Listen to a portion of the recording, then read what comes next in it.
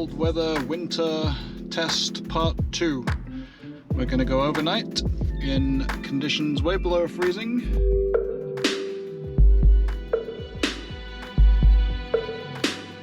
Hey, and welcome back to Plug and Play EV. I'm Steve in a snow-laden Boston, and it's fitting because we are looking at our second winter test, or cold weather test really, of the Bolt EV, the heater system, and specifically looking at some of those claims about electric vehicles in cold weather jams where you're slow or even stopped and not moving for a long time. How long could you go if you needed to last an extended period of time beyond the 1 or 2 hours that we would perhaps associate with regular traffic jams and going into the kind of scenario where you might need to stay overnight.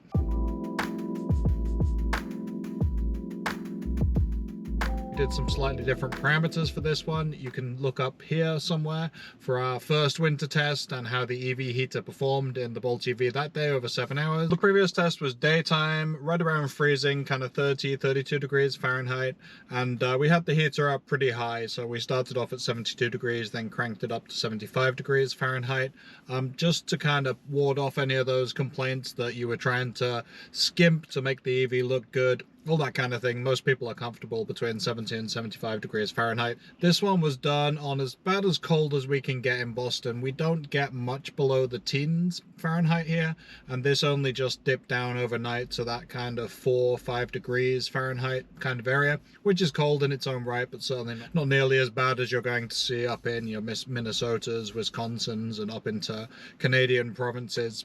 So we can only go at night down into those single-digit temperatures and seeing what we could do.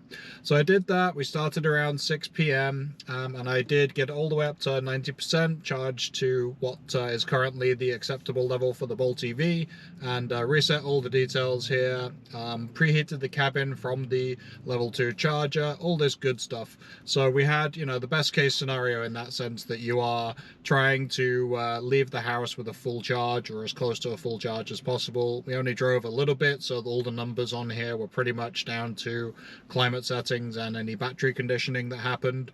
And we tried to think about saving energy, so it was more looking at what kind of minimum can we set that will maximize the kind of energy efficiency without being so cold that people will say, well, that's not going to be something that you could live with if you were in that situation. 68 degrees Fahrenheit, so not crazy low, not crazy high, just enough to see what the energy draw would be like, and then let it run really. So from around 7 p.m. we started to monitor the data on the hour, a little bit in kind of quarter of an hour, half-hour chunks at first, and then on the hour through the night. Look in the car, see how it was, make sure it was still comfortable, make sure everything stayed on, and just kind of monitor the progress of how much that heater was going to eat up, and in actual fact how much battery conditioning was going to be used as we dip down. Okay. So I'm going to start updating it on the hour now, just a little past 9 o'clock here. And wishing the Bolt had a camp mode. There are various solutions to it, but it's not great. You have to leave the pedestrian noise on, and don't really want to do that. So we'll keep on checking in, see how long we go here. But this is into the 3rd hour now. And we'll check in on the hour, 9 o'clock, 10 o'clock, 11 o'clock, and see how this temperature starts to drain down, see how it feels, because I want to turn it down a little bit. We've got, it's holding a fairly steady rate of about 1 kilowatt hour over the course of an hour. It's pretty steady on 0.5, seems to have dipped a little bit just now. But obviously you can kind of easily extrapolate that. If it's 1 kilowatt hour every hour, then you extrapolate it out to however many you've got in the pack. And a Bolt with 60 odd kilowatt hours will do several days at this rate. But let's just push the temperature down a little bit and we'll see if it stays comfortable. People suggested 65 would be perfectly comfortable.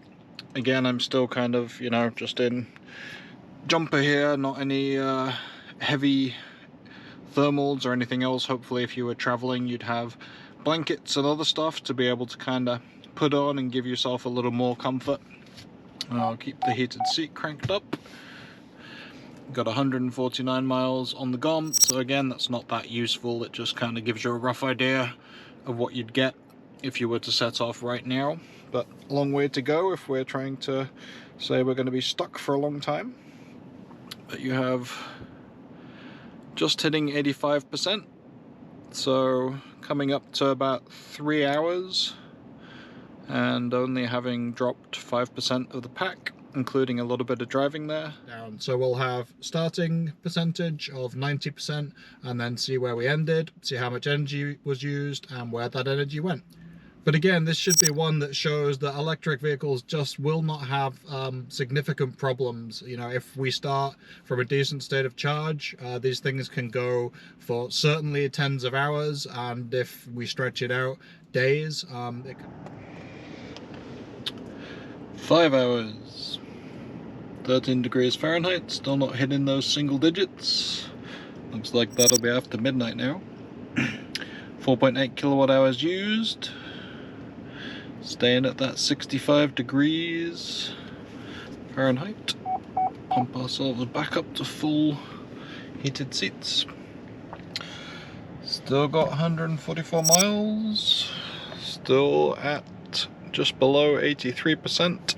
There's your top right number there. We still haven't even used 10% of the pack yet. And again, it's hovering around this 800 watts, 0.8 kilowatts. So not a lot of energy being used. We're not seeing that consumption really go up as the temperature falls. But getting nice and close to those single digits that we want now. Cabin heater is slightly above what it was before, 1.2 kilowatts, maybe adjusting to that falling temperature, but still only 5.7 kilowatt hours used, still at 81%, so we still haven't used 10% of the pack. We're fully 6 hours in now, so approaching the 7 hours that we would have done on the previous test at 72 degrees Fahrenheit and then 75 degrees for a little bit, so solid 10 degrees higher. But the temperatures were also higher that day. They were closer to 29, 30 degrees, I think. So way colder here, much higher state of charge starting, but the fact that we are only just about getting close to that 10% used mark is very promising over 6 hours. Times that out by 4, you're only using 40% of the pack or less over the course of a day. It kind of also gets into the domain of you need to have an emergency kit, you know, the kind of things that you want to have in your trunk when you're in these winter conditions, when your area has the potential even to get the kind of storms that we saw just recently here over the weekend, the kind of things you get down in Virginia where they had that snarl up, and even to go back to last year in Texas, it's coming up to a year since they had those big freezes and power went out and people had the power homes from vehicles, that kind of thing. So this is, as well as the test, a bit of a look at what you need in an emergency situation in the winter, the kind of mitigating steps you can take to make sure the cabin is warm and you make the most of energy when the car is plugged in. Okay, so we'll see if we can hang out a little bit, see if now the temperature's down to almost single digits. We'll push in the back here. Just got a simple couple of big cushions, a blanket, and we'll see how that feels over the course of half an hour or so. Just chilling out in this not super hot but perfectly pleasantly warm 65 degree cabin. Well, can't see too much, but you can fit in a Bolt EV, albeit cramped through the middle, but you can lay down the full length of the car. Again, just the jumper, jeans, got a blanket, but I'm using it for my head. You wouldn't want to do multiple nights, but if you had to and you had all the bits, this is perfectly comfortable for temperature. See how it goes as the temperature goes down a little bit, but you know, this is going to work if you need to get some shut-eye, and the car is still running just above 80%, so we're in good shape.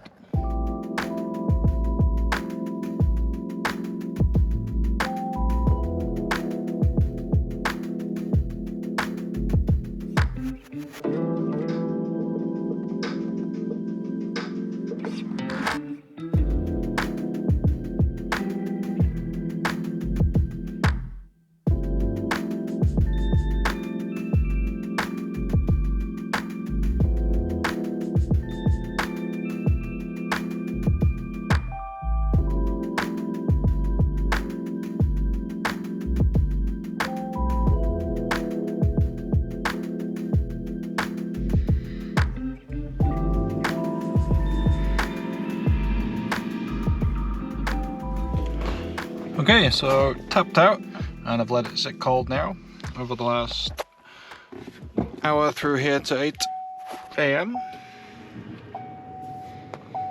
So we got down to 6 degrees and we're still there this morning. And these are our final numbers. So a decent chunk was second round of battery conditioning there somewhere in the wee hours, maybe 4, 5, 6 AM, something like that.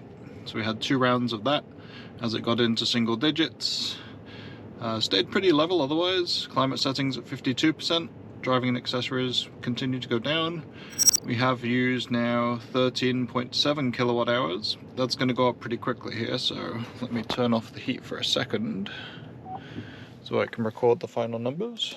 So yeah, we can fire that up now with the heater, see how much else it uses whilst we're trying to get it back up to heat. So it's sat cold for about a bit less than an hour here, and you can see even with a night with the heater on low, temperature not cranking too hard but still keeping it comfortable enough, we've still got 67% of the pack, so it barely used. It's not even a third because we started at 90%, so we're not even at a quarter of the pack used there. 116 miles to go, and obviously you can turn the heating off and get that to go up a little bit if you needed more range, if you knew you were out of your emergency situation and wanted to just get to a charger.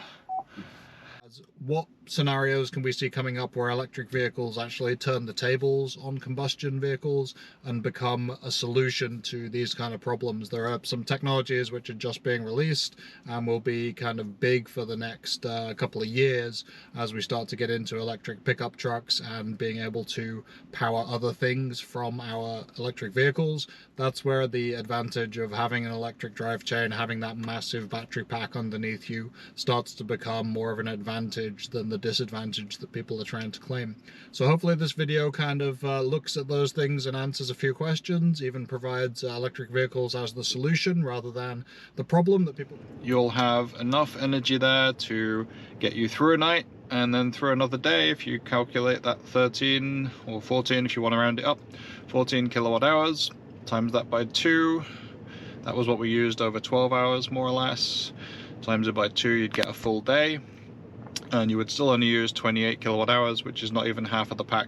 So all comes back again, just depends where you start. If you're starting high, as a lot of electric vehicle owners do, because they charge at home and leave the car or leave home with 90%, 95%, sometimes fully charged, they're going to have plenty in the tank. And not much more to say really. That idea that electric cars can't handle the cold when they're stationary, sitting in traffic, is just nonsense. Fully swept aside.